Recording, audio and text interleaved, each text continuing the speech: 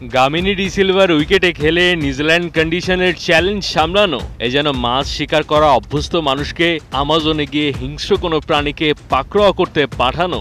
যেমন আশঙ্কা ছিল, নিউজিল্যান্ডের মাটিতে গিয়ে লড়াইয়ে নামতে না নামতেই হয়েছেও তাই। বাংলাদেশ প্রস্তুতি ম্যাচটা জিতেছে, তবে অক্ষত অনভিজ্ঞ সব ক্রিকেটার দিয়ে সাজানো নিউজিল্যান্ড একাদশের বিপক্ষে ম্যাচটা হারার মতো পরিস্থিতি ছিল প্রচুর। ম্যাচ সিচুয়েশনটা এরকম অনেক ছিল যে ৩৩৫ রানের টার্গেট ছুঁয়ে ফেলতেই পারত অভিজ্ঞরা থাকলে।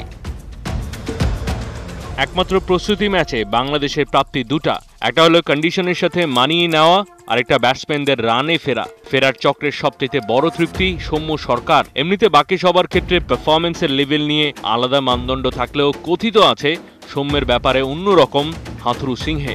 ডোমেস্টিকে সাদা পোশাকে পারফর্ম করে কি করে নিউজিল্যান্ডের শর্ট ওভারি ফরম্যাটে, সেটা নিয়ে সমালোচনা ছিল। ওটা আপাতত অনেকখানি চাপা পড়ল তার এই ইনিংসে।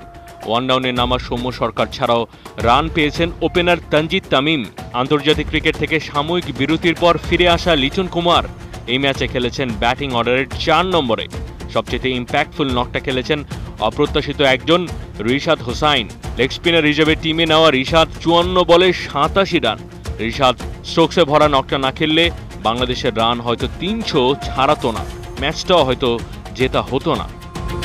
ক্রিকেটে হয়তো বা হতে পারতোর কোনো মূল্য নেই, জয়ের মধ্যে থাকা মানে মোমেন্টাম পক্ষে থাকা। প্রস্তুতি ম্যাচে বাংলাদেশ জিতেছে ঠিকই, তবে নিউজিল্যান্ডের সি ক্যাটাগরির টিমের সাথে এই ম্যাচ গভীরভাবে দেখলে যা আউটপুট, তাতে বলাই যায় গামিনীর ধান খেতে অভ্যস্ত টিমের জন্য নিউজিল্যান্ড কন্ডিশন এক অনন্ত কঠিন যাত্রা। মাহাদি হাসান, ৭১।